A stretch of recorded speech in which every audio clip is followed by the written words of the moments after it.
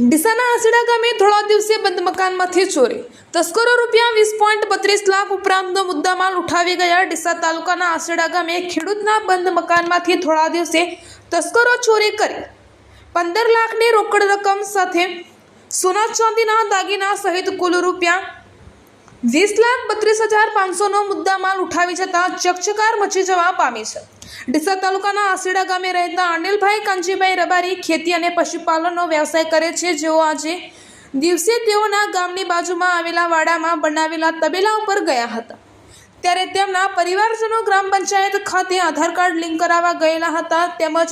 ઘરની ચાવી અનિલભાઈ પાસે હતી, જેથી તેઓ તેમજ તેમના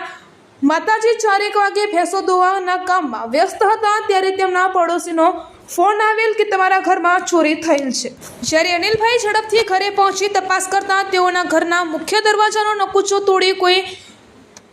તસ્કરો અંદર પ્રવેશ કરેલો જણાયો હતો, ત્યારે તસ્કરો ઘરમાં દિવાલમાં ચણેલી તિજોરી તોડી સામાન વેરવિખેર કરી દીધો હતો। તેઓએ તપાસ કરતા ઘરમાં મૂકેલા રૂપિયા 15 લાખ રોકડ તેમજ સોના અને ચાંદીના અલગ અલગ દાગીનાઓ કિંમત રૂપિયા 5,32,500 એમ કુલ મળી તસ્કરો રૂપિયા 20,32,500નો મુદ્દામાલ ઉઠાવી લઈ ગયેલ છે, જે બનાવની અનિલભાઈ રબારીએ ડીસા તાલુકા પોલીસ મથકે ફરિયાદ નોંધાવતા પોલીસે ગુનો નોંધી પોલીસે ડોગ સ્ક્વોડ તેમજ FSLની ટીમને બોલાવી તપાસ કરવાની કાર્યવાહી હાથ ધરી છે। અહેવાલ ચેતન શ્રીમાળી।